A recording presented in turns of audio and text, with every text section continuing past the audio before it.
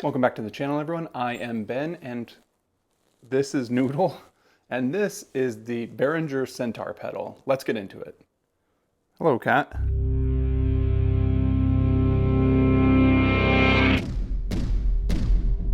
I first saw this thing pop up a few months ago, and I knew I wanted to get my hands on it pretty immediately after reading Behringer Centaur. And the reason for that is, regardless of what you think of Behringer's replicas, they do a really decent job of copying things. Check out their synthesizers, their drum machines, their other pedals, their mixing boards. They're really good, and they have the resources to properly reverse engineer a lot of products. And that being said, I've been using Behringer products for decades now, and I'll be the first to say that 20 years ago, 25 years ago, by and large, their products were junk. That's my opinion, of course, but I always remember the pots were noisy, the faders were crunchy, and they've just gotten better and more consistent, and my opinion on them has certainly changed. But anyway, back to this pedal. So this is very obviously based on the Klon Centaur, both in circuitry as well as its design and form factor.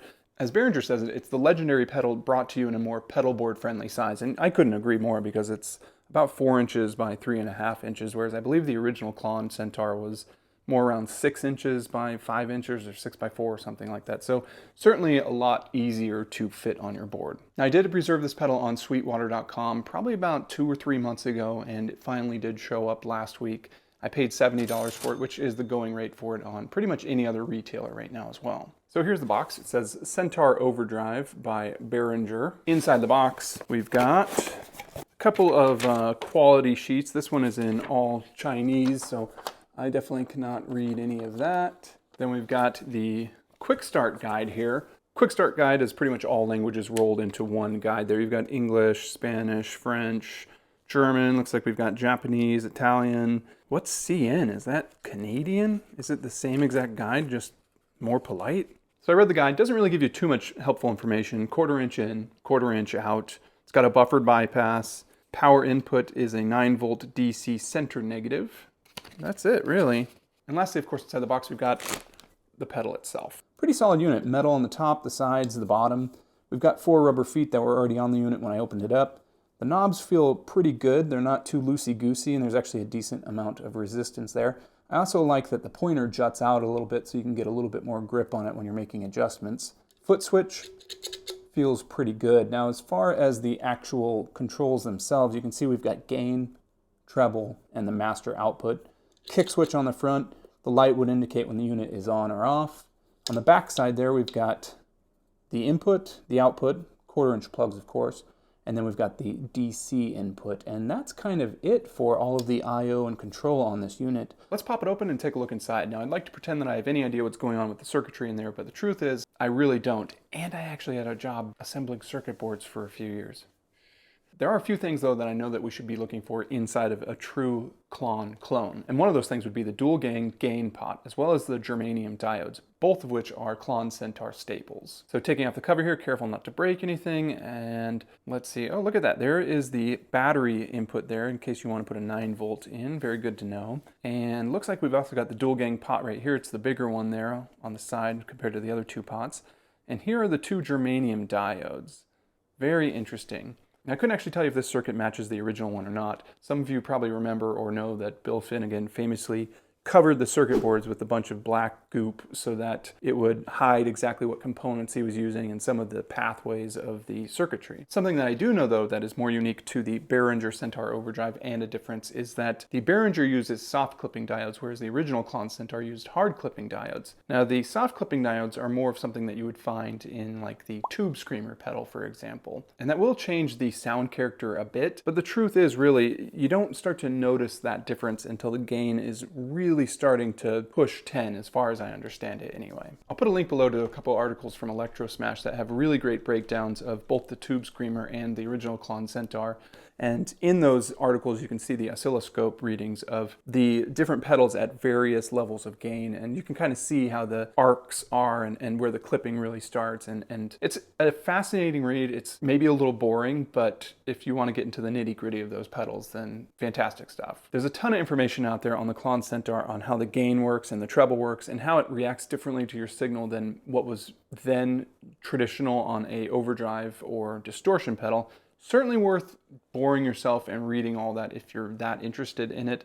I'm going to let my sound test do the talking on those, and you guys can formulate your own opinions, of course. And I know some of you have clones or have played clones, and you can attest to how true its character is or not. I am certainly not in a position to do that. Before we get into the sound test, there is something I want to address, and that is a series of posts that I've seen all over the internet that all seem to refer back to one post on stompboxsteels.com, and it basically says this: the Behringer Centaur. I cannot help but say, who needs another Klon when we have dozens and dozens of them already? This is maybe one huge exception. Bill Finnegan invented and made all the ones that now cost more than a house to buy.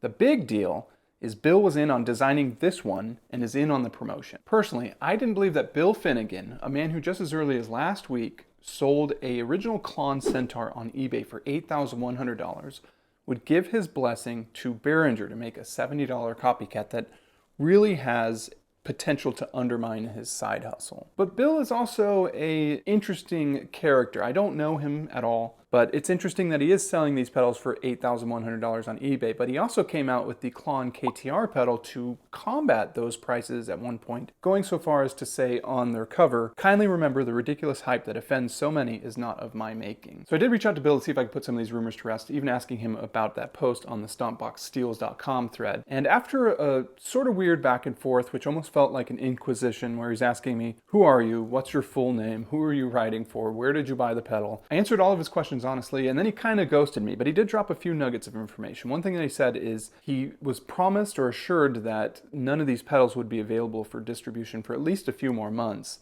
And the second thing he said is, depending on various factors beyond my control, I hope to be able to convey some basic facts within a week or so. So read into that however you will. Now, coincidentally, a few days ago, my Sweetwater representative reached out to me just to check and see how I'm doing since I'm in Los Angeles, and unless you've been living underneath a rock, you've probably seen the news about the fire. But anyway, I mentioned this interaction with Bill Finnegan to my rep, and I told him, how Bill was assured the pedals wouldn't be available for distribution for a while, and he was quite surprised that I had one of those pedals. And my rep assured me that, no, there's a process that we go through, of course, and there's a process that almost any retailer goes through before they release something, and obviously they're not the only people that are releasing the pedal. Clearly somebody has dropped the ball if this indeed was not supposed to be out for a few months. I don't know. I'm very curiously following this whole situation, which I don't know if it's a situation at all, to be honest. Maybe it's much ado about nothing. All right, with that out of the way, it's time to get into the sound test. Now, surprisingly, there's actually no information in the quick start guide about any recommended settings or anything for certain sounds.